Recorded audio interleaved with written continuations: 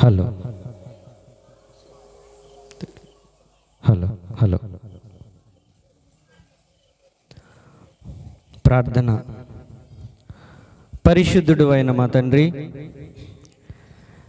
ఈ రెండో రోజు రాత్రికాలపు ఆరాధనకు మమ్మల్ని తెచ్చినందుకే మీకు వందనాలు. ఎక్కడ వారమో ఎక్కడెక్కడి నుంచో వచ్చి ఉన్నాం ప్రభువా, మీ సన్నిధిలో మీ మాటలు వినాలని, నాయనా మీ పాదముల దగ్గర కూర్చోవాలని, మీ జ్ఞానాన్ని జ్ఞానోపదేశాన్ని నేర్చుకోవాలని మేము వచ్చి ఉన్నాం. వచ్చిన ప్రతి ఒక్కరితో మీరు మాట్లాడమని చెప్తున్నటువంటి నాకును, వినుచున్నటువంటి మా ప్రియులకు, మా అందరికీ కూడా మేలుకరమైనటువంటి సత్యాన్ని మీరు మాకు తెలియపరచమని, మీ ఆత్మ మీ సన్నిధి మాకు మీరు తోడుగా ఉంచమని యేసు నామమున అడుగుచున్నాను తండ్రి, ఆమేన్. ప్రియులరా, మనము పాత నిబంధన గ్రంథము మొదటి సమూయేలు 4వ అధ్యాయము 5వ వచనం. కొద్ది సమయమే చెప్తాను, జాగ్రత్తగా మనం వాక్యాన్ని విందాం. సమూయేలు రాసినటువంటి మొదటి సమూయేలు 4వ అధ్యాయము 5వ వచనం. యెహోవా నిబంధన మందసము దండులోనికి రాగా ఇశ్రాయేలీలందరూ భూమి ప్రతిధ్వనించునంత గొప్ప కేకలు వేసిరి. ఫిలిష్తీయులు ఆ కేకలు విని హెబ్రీల దండులో ఈ గొప్ప కేకల ధ్వని ఏమని అడిగి యెహోవా నిబంధన మందసము దండులోనికి వచ్చినని తెలుసుకొని జడిసి దేవుడు దండులోనికి వచ్చినని అనుకొని అయ్యో మనకిక శ్రమ, ఇంతకు మునుపు వారిలాగు సంభ్రమింపలేదు. అయ్యయ్యో మహాశూరుడగు ఈ దేవుని చేతిలో నుండి మనలను ఎవరు విడిపింపగలరు? అరణ్యమందు అనేకమైన తెగుళ్ళ చేత ఐగుప్తీయులను హతము చేసిన దేవుడు ఈయనే గదా. ఫిలిష్తీయులారా ధైర్యము తెచ్చుకుని వారు మీకు దాసులైనట్లు మీరు హెబ్రీలకు దాసులు కాకుండా బలాఢ్యులై యుద్ధము చేయడని చెప్పుకొనిరి. చాలు. చూడండి, ఇక్కడ ఒక యుద్ధము జరుగుతూ ఉన్నది. ఇశ్రాయేలీలకు ఫిలిష్తీయులకు యుద్ధం జరుగుతూ ఉంది. ఆ యుద్ధంలో ఇశ్రాయేలీలు ఓడిపోతూ ఉన్నారు. ఓడిపోతూ అనేకులు చనిపోయారు ఇశ్రాయేలీలు. దేవుడు ఇశ్రాయేలీల పక్షా నుండి అనేకమైనటువంటి యుద్ధాలలో విజయాన్ని ఇచ్చారు వారికి. ఎర్ర సముద్రాన్ని వారి కొరకు పాయలు చేశారు. ఐగుప్తు దేశంలో 10 రకాలైనటువంటి తెగుళ్ళ చేత శత్రువులందరినీ గజగజ వణికించారు. ఇశ్రాయేలీలను చూస్తే ఆయా దేశాల్లో ఉన్నటువంటి వారందరూ గడగడ వణికిపోయే పరిస్థితులు. అయితే ఈ వాక్య భాగానికి వచ్చేసరికి ఇశ్రాయేలీలకి ఫిలిష్తీయులకు యుద్ధం వచ్చింది. ఆ యుద్ధంలో ఇశ్రాయేలీలు ఓడిపోతూ ఉన్నారు. ఓడిపోయి అనేక మంది చనిపోయారు. చనిపోతూ ఉన్నప్పుడు వారిలో ఉన్నటువంటి కొద్ది పెద్దలు ఏం చెప్పారంటే, షిలోహులో ఉన్నటువంటి యెహోవా మందసాన్ని ఈ దండులోనికి తీసుకుని రండి, ఈ యుద్ధ భూమిలోనికి దేవుని యొక్క మందసాన్ని దేవుని తీసుకుని రండి, మనము ఈజీగా ఈ యుద్ధంలో విజయాన్ని సాధిస్తాము అని అనుకున్నారు. అలాగే చెప్పిన విధంగానే దేవుని యొక్క మందసాన్ని ఆ యుద్ధ భూమిలోనికి తెచ్చారు. ఎప్పుడైతే ఆ దేవుని యొక్క మందసము ఆ యుద్ధ భూమిలోనికి వచ్చిందో ఇశ్రాయేలీలందరూ కూడా పెద్ద పెద్ద ఆర్భాటంతో కేకలు వేస్తూ ఉన్నారు. జయము జయము, మనకిక జయము అని పెద్ద పెద్ద కేకలు వేస్తూ ఉన్నారు. ఒకసారిగా ఫిలిష్తీయులందరూ ఉలిక్కి పడిపోయారు. ఏంటి వీళ్ళు ఓడిపోతున్నారు కదా, మన చేతుల్లో అనేకులు చనిపోయారు, అయినప్పటికీ వీరు ఇంత ధైర్యం ఎక్కడి నుంచి వచ్చింది అని వాళ్ళు కంగారు పడిపోయారు. తీరా వారికి తెలిసింది ఏంటంటే వారి యొక్క దేవుని యొక్క మందసము ఈ యుద్ధ భూమిలోనికి వచ్చింది. దేవుడు వారి పక్షంగా ఉన్నారు కాబట్టి ఆ యొక్క ఇశ్రాయేలీలు బలము పొందుకున్నారేమో. ఫిలిష్తీయులారా, బలార్జులై ధైర్యాన్ని తెచ్చుకోండి, మనము వారికి ఎన్నడూ దాసులుగా ఉండకూడదు, మనం వారిని ఓడించాలి అనుకుంటున్నారు ఫిలిష్తీయులు. కానీ ఇశ్రాయేలీలందరూ కూడా పెద్ద పెద్ద ఆర్భాటంతో కేకలు వేస్తూ ఉన్నారు, జయము జయము అంటున్నారు. ఏం జరిగింది? దేవుని మందసము వారి మధ్యన ఉన్నది, దేవుడే వారి మధ్యన ఉన్నారు, కానీ విజయాన్ని వారు చూడలేకపోయారు. చూడండి, మనము దేవుని సన్నిధిలో ఎంతో భక్తి కలిగిన వారి వలె మనం కనబడతాం. దేవుని శక్తి అంతా మనలో ఉన్నది అన్నట్టుగా మన ప్రవర్తన ఉంటుంది. అయ్యో, ఈ సహోదరి ఎంత ప్రార్థనా పరురాలండి, లేదంటే ఈ సహోదరుడు ఎంత నమ్మకస్తుడు, ఎంత దేవునికి నమ్మకంగా జీవిస్తూ ఉన్నాడు అని అనుకుంటాం మనం. కానీ దేవుని సన్నిధిలో అలాగ కనబడేవారు అనేక మంది ఉన్నారు. వారి ప్రవర్తన చూస్తే ఇతరులు చాలా విలువగా వారిని లెక్క కడతారు. కానీ దేవుడు నిన్న చెప్పిన విధంగా మనం ఒక మాట చెప్పుకున్నాం. దేవుడు ఏం చూస్తారండి? ఏం చూస్తారు? దేవుడు అంతరంగాన్ని చూస్తారు. దేవుని మందసము వారి మధ్యకు వచ్చేసింది. వీళ్ళు అనుకుంటున్నారు దేవుని మందసం మనతో ఉంది, మనకి ఇక జయమే జయమే అనుకుంటున్నారు. కానీ యుద్ధంలో విజయాన్ని సాధించలేరు. మనము సరైనటువంటి మాదిరి లేనప్పుడు, సరైనటువంటి భక్తి మనలో లేనప్పుడు, దేవుడు దేన్నైతే మనల్ని కలిగి ఉండమంటున్నారో అలాంటి గుణాన్ని మనం కలిగి లేనప్పుడు మనము దేవుని సన్నిధిలో ఉన్న, సినిమా హాల్లో ఉన్న ఒకటే, ఏమీ ప్రయోజనం లేదు. నేను దేవుని మందిరంలో ఉన్నాను, నన్ను ఎవరు ఏం చేయలేరు అనుకుంటే ఏముండదు. నీవు దేవుని చెప్పిన విధంగా నీ జీవితం లేకపోతే, దేవుని వాక్యం చెప్పిన విధంగా నీ ఆత్మీయ నడకలు లేకపోతే నువ్వు ఎప్పటికైనా ఓడిపోతావు. ఈ యుద్ధంలో ఫిలిష్తీయుల చేతిలో ఇశ్రాయేలీలు ఘోరంగా ఓడిపోయారు. దేవుని యొక్క మందసం దగ్గర ఎవరండి ఉన్నది? హోప్ని, ఫినెహాస్ ఉన్నారు. వారి మాదిరి ఎలాంటిది? వారి జీవితం ఎలాంటిది? వారి ఆత్మీయ నడకలు ఎలాంటివి? దేవునికి ఇష్టముగా ఉన్నవా? ఏమీ ఇష్టముగా లేదు దేవునికి. దేవునికి ఇష్టమైన కార్యాలు వారి జీవితాల్లో ఎన్నడూ చేయలేదు. ఏలీ కుమారులు దేవుని ఎరగని వారై, వారికి దేవుడు తెలియదు, దేవుని శక్తి కూడా వారికి తెలియదు. కానీ వారు ప్రధాన యాజకులు, లేకపోతే యాజకులు. దేవుని మందసం దగ్గర వారు ప్రధానమైన పాత్రను పోషిస్తూ ఉంటారు. అలాంటి వారు ఆ దేవుని మందసం దగ్గర ఉంటే దేవుని శక్తి కూడా పనిచేయదు. దేవుడు వారి పక్షాన నుండి యుద్ధం చేయలేదు.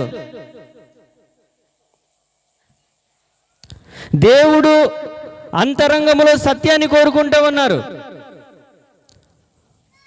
దేవుడు చెప్పిన విధంగా అక్కడ యుద్ధం జరగట్లేదు. దేవుడు చెప్పిన విధంగా ఆత్మీయ జీవితం సాగటం లేదు. ఇలాంటి పరిస్థితుల్లో మనము దేవుని సన్నిధిలో ఉండి దేవుడే కాపాడుతాడంటే దేవుని శక్తి ఏమీ రాదు. ఒకసారి యెహోషువ గ్రంథం చూడండి.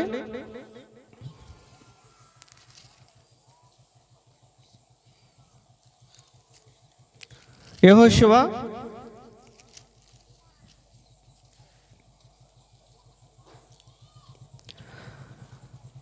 10వ అధ్యాయము 12వ వచనం చూడండి. యెహోషువ 10వ అధ్యాయము 12వ వచనము. యెహోవా యెహోవా ఇశ్రాయేలీయుల ఎదుట అమోరీయులను అప్పగించిన దినమున ఇశ్రాయేలీయులు వినుచుండగా యెహోషువ యెహోవాకు ప్రార్థన చేసెను. సూర్యుడా నీవు గిబియోనులో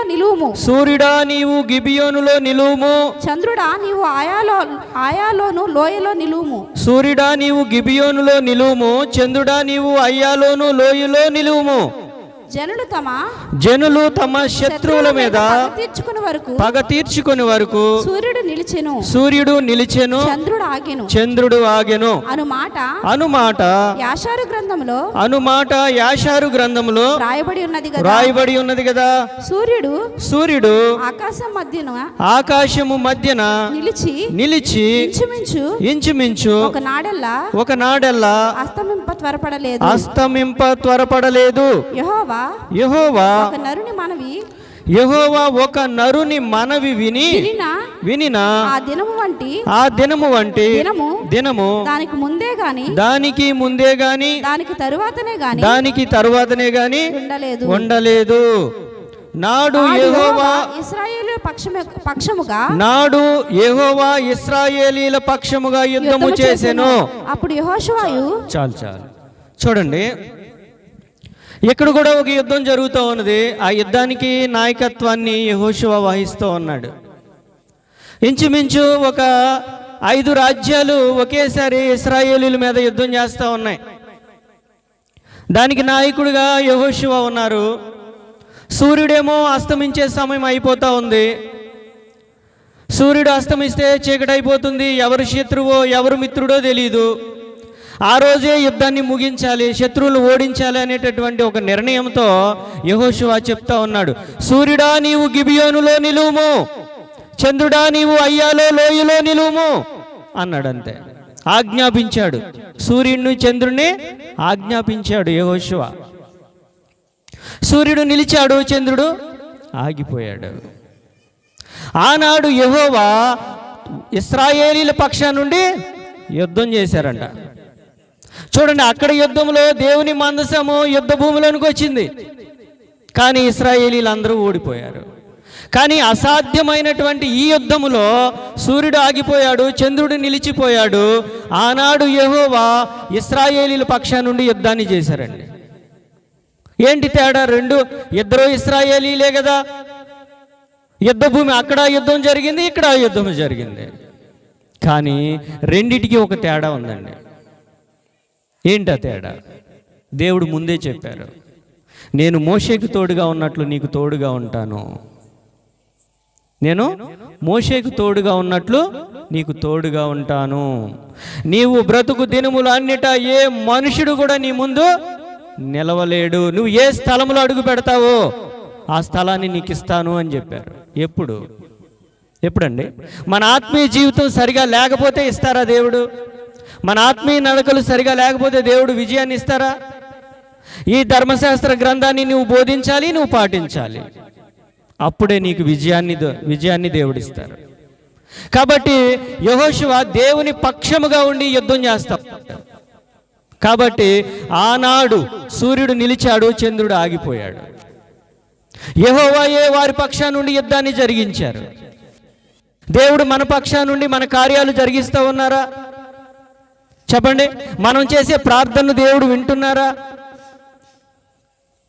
మన పరిస్థితులన్నింటినీ కూడా ఆయన చక్కదిద్దుతూ ఉన్నారా? మనం అడిగిన దాన్ని అంతటినీ దేవుడు సమకూరుస్తున్నారా? చెప్పండి. మనం అందరం మారు మనసు పొందాం కదా, అందరం దేవుని సన్నిధికి వెళుతున్నాం కదా. మరి మన యొక్క ప్రార్థనకు దేవుడు జవాబిస్తున్నారా? మన పక్షాన ఉన్నారా? దేవుడు మన పక్షాన నుండి యుద్ధం చేస్తూ ఉన్నారా? చాలా విలువైనటువంటి ప్రశ్న అండి ఇది. దేవుని యొక్క మందసము వారి మధ్యకు వచ్చినప్పటికీ ఓడిపోయారు. కానీ ఈ యుద్ధంలో దేవుడు అద్భుతంగా విజయాన్ని ఇచ్చారు. ఎందుకనంటే ఒకరు దేవుని చిత్తములో ఉండి యుద్ధం చేస్తూ ఉన్నారు, ఇంకొకరు ఏంటంటే సొంత చిత్తములో ఉన్నారు. సొంత చిత్తము, సొంత ప్రణాళికలు, సొంత ఆలోచనలు, సొంత బలము. నీ సొంత చిత్తంతో నువ్వు వెళితే నువ్వు దూరంగా వెళ్ళలేవు. ఈ యొక్క విశ్వాస జీవితం అనే దూర ప్రయాణంలో నువ్వు చివరి వరకు వెళ్ళాలంటే నీ బలము చాలదు, నీకున్న జ్ఞానం చాలదు. నీ జ్ఞానాన్ని నువ్వు ఆధారం చేసుకుంటే నువ్వు వెళ్ళలేవు. ఎవరి జ్ఞానాన్ని ఆధారం చేసుకోవాలి? ఆ దేవాది దేవుడిని నువ్వు ఆధారం చేసుకోవాలి. నా బ్రతుకు ఏ పాటిదయ్యా, నా జీవితం ఏ పాటిది? నువ్వు నడిపించినంత వరకే నీ పని నేను చేస్తాను. నువ్వు నాకు బలం ఇచ్చినంత వరకే నీ భారాన్ని మోస్తాను. నువ్వు నాకు ఎంత జ్ఞానాన్ని ఇస్తావో ఆ జ్ఞానాన్ని అంతా కూడా మీ రాజ్యాన్ని కట్టడానికి నేను ఉపయోగిస్తానయ్యా అని నువ్వు ప్రార్థన చేస్తే ఆ ప్రార్థనకి దేవుడు ఎంతో సంతోషిస్తారు. ఈ రోజున దేవుడు చెప్పారు కదా, అడుగుడి మీకు ఇవ్వబడును, వెతకండి దొరుకుతాను, తట్టండి తీస్తానన్నారు. అడుగుతూ ఉంటారు విస్తారమైన కోరికలు. అవన్నీ ఎవరు? దేవుడు. ఆత్మీయ అభివృద్ధి కొరకు, దేవుని రాజ్యము కొరకు అడిగితే ఇస్తారు దేవుడు. దేవుడు చెప్పారు, వీరందరినీ ఓడించి కానాను దేశాన్ని మీకు ఇస్తానన్నారు. కాబట్టి యెహోషువ దేవుని చిత్తంలో ఉండి, ప్రభువా వీరందరినీ ఓడించే వరకు సూర్యుడు నిలవాలి, చంద్రుడు ఆగాలి అని ప్రార్థన చేశాడు. ఆ ప్రార్థన దేవుడికి ఇష్టమైపోయింది.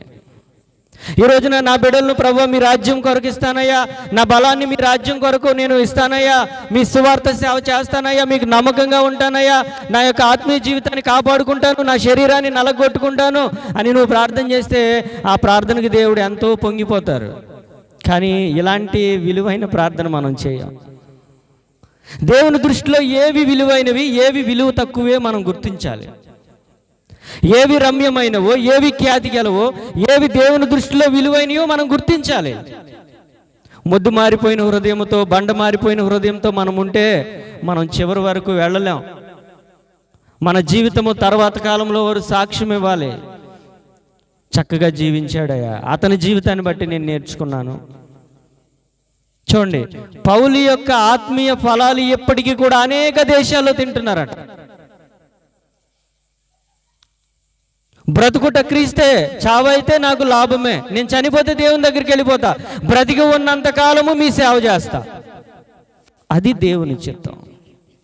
బలహీనుడు అపోస్తుడైన పౌలు బలవంతుడు కాదు, కండలు తిరిగి ఉంటాడు అనుకుంటున్నారేమో. చాలా చిన్నగా పొట్టిగా ఉంటాడు, బలహీనుడు, కళ్ళు సరిగా కనబడవు. కానీ నేను ఎప్పుడు బలహీనుడును, నేను అప్పుడే బలవంతుడను. బ్రతికి ఉన్నప్పుడు యేసు ప్రభువుని కన్నుల ద్వారా ఆయన చూడలేదు. యేసు ప్రభు వారు సువార్త పరిచర్య చేస్తున్నంత కాలము అపోస్తుడైన పౌలుకి ప్రభు అయిన యేసుక్రీస్తుకి ఎక్కడ వారిద్దరూ కలిసినట్లేదు. కానీ ఆయన వెళ్ళిపోయిన తర్వాత దర్శనాన్ని చూసి విశ్వాసాన్ని నేర్చుకుని ఈ అపోస్తులు చేసినటువంటి సేవ అందరికంటే ఎక్కువ సేవ చేశాడు. అందరికంటే కడపటి పుట్టాడు, నేను చివరిగా పుట్టాను అన్నాడు. అపోస్తుల్లో నేను చివరి వాడును, కడపటి వాడును, అయినప్పటికీ కూడా దేవుడు నాకు అనుగ్రహించిన కృప చొప్పున నేను ముందుకు వెళ్తున్నాను. నేను బ్రతికి ఉన్నంత వరకు ఈ పరిచర్యను బహు జాగ్రత్తగా కాపాడుతాను అన్నాడు. ఈ రోజున మనం దేవుని చిత్తంలో ఉంటే, దేవునికి అంగీకారమైనటువంటి జీవితం జీవించడానికి నువ్వు ప్రయత్నం చేస్తే, నీవు చేసే ప్రతి ప్రయత్నాన్ని దేవుడు సంతోషిస్తారు. నీ మార్గాన్ని సరళం చేసేస్తారు దేవుడు. ఏ ప్రమాదమైనా, ఏ వ్యాధి అయినా, ఏ బాధ అయినా, ఎలాంటి క్లిష్టమైన పరిస్థితుల్లో నువ్వు ఉన్నప్పటికీ దేవుని సహాయం నీకు వచ్చేస్తుంది. ఒకసారి చివరిగా అపోస్తుల కార్యాలు చూడండి.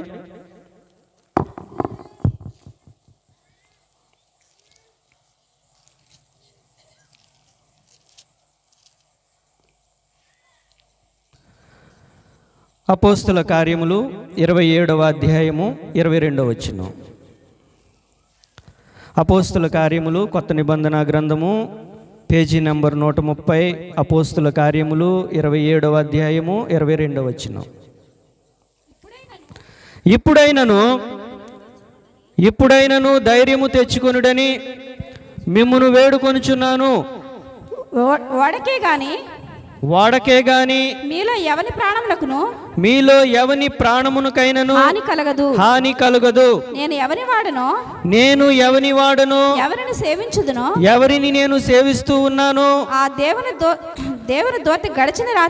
దేవుని దూత గడచిన రాత్రి నా యొద్ద నిలిచి సౌలా భయపడకుము, భయపడకుము, నీవు కైసరి ఎదుట నిలువవలసి ఉన్నది.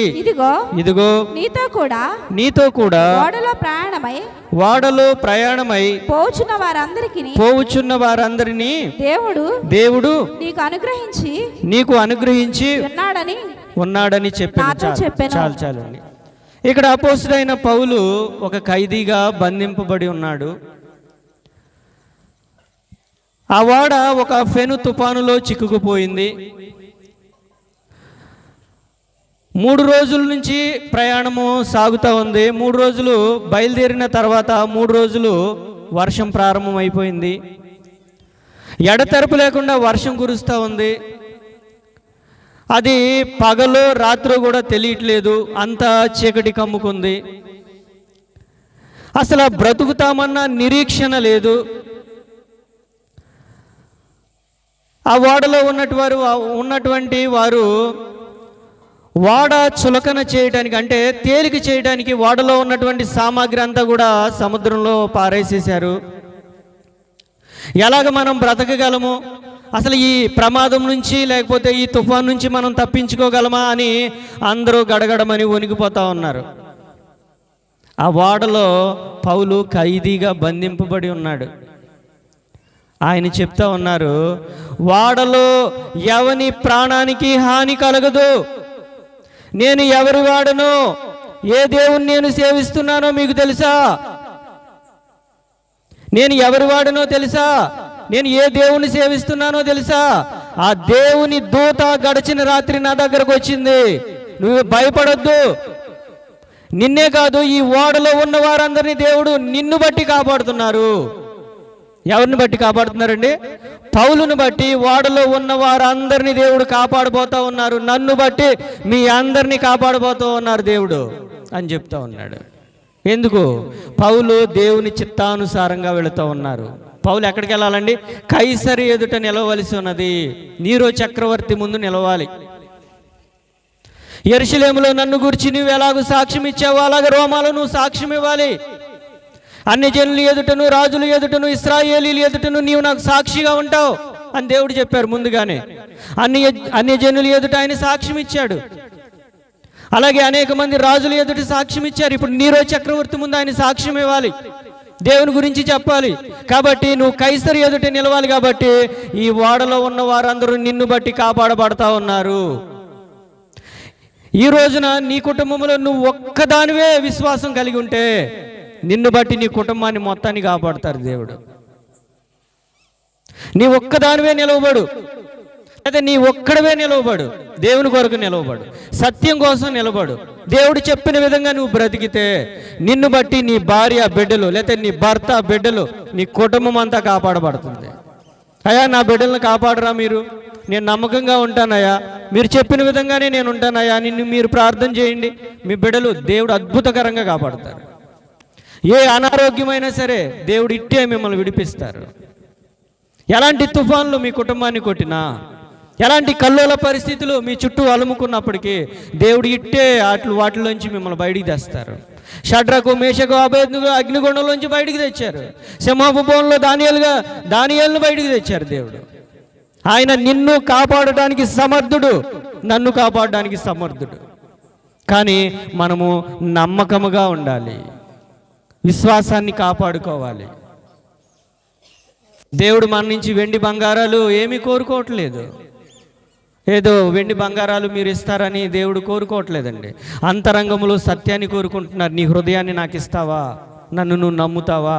నేను నీ కొరకు ప్రాణం పెట్టానని నువ్వు నమ్ముతావా అంటున్నారు దేవుడు. నమ్ముతామండి మనం?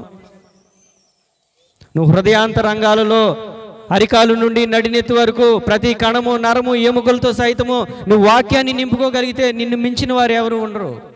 అపోస్తుడైన పౌలు ఆ పరిశుద్ధ జలంలో నిలువెల్లా మునిగిపోయాడండి.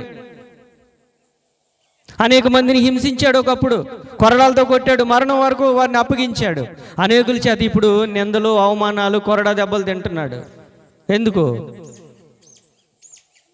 బ్రతుకుట క్రీస్తే, చావైతే లాభమే. చూడండి, భక్తి వేరు, లోతైన భక్తి వేరు. జ్ఞానము వేరు, లోతైన జ్ఞానము వేరు. అందరూ చదువుకుంటారు, ఉత్తమమైన విద్యను అభ్యసించేవారు కొద్దిమంది. చూడండి, పాస్ మార్కులతో కొద్దిమంది పాస్ అవుతారు, కొంతమంది అత్యుత్తమమైన మార్కులు తెచ్చుకుంటారు. పందెపు రంగమందు పరిగెత్తు వారందరూ పరిగెత్తుదురు కానీ ఎవరు బహుమానం పొందుతారు? ఎవరండి బహుమానం పొందారు? దేవునికి ఇష్టడుగా ఎవరైతే జీవిస్తారో. నేను చెప్పుకున్నాం, ప్రాణము లేని శరీరము ఎలాగూ మృతమో, క్రియలు లేని విశ్వాసమును చెప్పడానికి మనం చెప్తా ఉంటాం, నోటి ద్వారా ఓకే చెప్పేస్తాం, దేవుడు నన్ను అలా చేశారు, ఇలా చేశారు, ఇలా చేశారని. క్రియలు కూడా చూస్తూ ఉంటారు. చూడండి, అన్యజనులు నన్ను దూషించడానికి మీరు కాదా కారణం? అన్యజనులు నన్ను దూషించడానికి మీరు కాదా మాదిరి చూపిస్తూ ఉన్నారా? భర్తలకు మాదిరి చూపిస్తున్నావా? బిడలకు మాదిరి చూపిస్తూ ఉన్నారా? బహు జాగ్రత్తగా ఉండాలండి. ఇశ్రాయేలీలు ఆర్భాటంతో కేకలేస్తున్నారు. ఈ రోజుల్లో కేకలే వినబడుతున్నాయి, కానీ శక్తి కనబడట్లేదు. వాళ్ళు కూడా అరుస్తున్నారు, జయము జయము జయము అంటున్నారు. దేవుడు నీ ప్రక్కనే ఉన్నా నువ్వు శక్తిని నింపుకోలేవు. దేవుని శక్తి నీ మీద పని చేయదు. నీవు పరిపూర్ణుడిగా ఉంటేనే, నువ్వు పవిత్రంగా ఉంటేనే, పవిత్రంగా నీ హృదయాన్ని, నీ జీవితాన్ని, నీ శరీరాన్ని నువ్వు కాపాడుకుంటేనే దేవుని శక్తి నీ మీద ఉంటుంది. మనం అపవిత్రంగా ఉంటూ, అపవిత్రమైన కార్యాలలో పాల్గొంటూ, అపవిత్రమైన ఆలోచనలు చేస్తూ ప్రభువా ప్రభువా ప్రభువా ప్రభువా అంటే ఏమీ పని చేయదు. కానీ యెహోషువ దేవుని చిత్తంలో ఉన్నాడు. సూర్యుడా నీవు గిబియోన్లో నిలువమంటే సూర్యుడు నిలిచాడు. చంద్రుడా నువ్వు అయ్యాలో లోయలో నిలువమంటే అక్కడ ఆయన నిలబడిపోయాడు. నీ మాట ఒక శాసనం అయిపోవాలి. నువ్వు చెప్తే మాట, ఈ రోజుల్లో సేవకులు చెప్పే మాటలు కూడా తప్పిపోతున్నాయి. ఎందుకనంటే దేవుని చిత్తంలో లేరు. కాబట్టి ప్రియ స్నేహితులారా, ఇలాంటి ఉద్యోగ కూటాలు ఎన్నో జరుగుతాయి. కానీ వినబడుతున్నటువంటి ఒక్క సత్యానికైనా నేను లోబడుతున్నానా ప్రభువా, నేను మీకు ఇష్టడుగా ఉన్నానా, మీ వాక్యానికి నేను లోబడుతున్నానని ప్రతి ఒక్కరూ పరిశీలన చేసుకోవాలండి. మొద్దు మారిపోయిన హృదయంతో, బండ మారిపోయిన హృదయంతో మనం వెళితే ఎక్కువ దూరం వెళ్ళలేం. మన బిడ్డలు మనం కాపాడుకోలేం. దేవుడు చెప్తా ఉన్నారు, మీరు నన్ను వెంబడిస్తే ప్రతి దినము దినదినము నా సిలువ ఎత్తుకోవాలి. సిలువ అంటే ఏంటండి? చెక్క ముక్క ఎత్తుకునేది. మాకు విజయవాడలో చెక్క సిలువ వేసుకుని తిరుగుతూ ఉంటారు. మంచిదే, అన్ని జనులకు అర్థమవుతుంది. కానీ మారు మనసు పొందిన మనకేంటండి? సిలువ ఎత్తుకోవడం అంటే ఏంటి? శ్రమలు సహించడం. అపోస్తులైన పౌలు అన్ని నిందలు, అన్ని అవమానాలు, అన్ని కొరడా దెబ్బలు ఎందుకు తిన్నాడు? చేతకాకనా? సిలువ ఎత్తుకున్నాడు. ప్రభు సిలువ, నేను నా భుజాల మీద ఆయన భారాన్ని మోస్తున్నాను, నేను దీన్ని కడ వరకు, చివరి వరకు నేను దాన్ని విడిచిపెట్టను. ఈ రోజుల్లో చిన్న శ్రమ వస్తే పక్కన దించి అవతల పడేస్తాం అంతే. దేవుడు లేదు, ఎవరు లేదు, ఇక మాట్లాడతాం ఇక మన నోటితో. ఇది కాదండి దేవుడు కోరుకునేది. కష్టం వచ్చినా, ఇబ్బంది వచ్చినా, ఇరుకులు వచ్చినా, ఏదొచ్చినా సరే నేను క్రీస్తుని విడిచిపెట్టను. ఇది దేవుడు కోరుకునే సత్యం. కాబట్టి వింటున్నటువంటి సత్యము ప్రభువా నా జీవితంలో నెరవేరాలని మనం ప్రార్థన చేద్దాం. తలలో వంచండి. పరిశుద్ధుడా, ప్రేమ కలిగిన మా తండ్రి, నాయన మీరు మమ్మల్ని అత్యుత్తమమైన స్థితికి మమ్మల్ని లేవనెత్తాలని మీరు ఆశపడుతున్నారు. అలాంటి స్థితిలోనికి ఎదగటానికి మీరు మాకు కృప చూపించమని, మా హృదయంలో ఉన్న చేదైనటువంటి వేరు నుంచి మమ్మల్ని విడిపించి మమ్మల్ని పవిత్రులుగా, నిర్దోషులుగా, మికిష్టులుగా జీవించే కృపను దాయిచ్చేయమని యేసు నామమును అడుగుచున్నాను తండ్రి, ఆమేన్.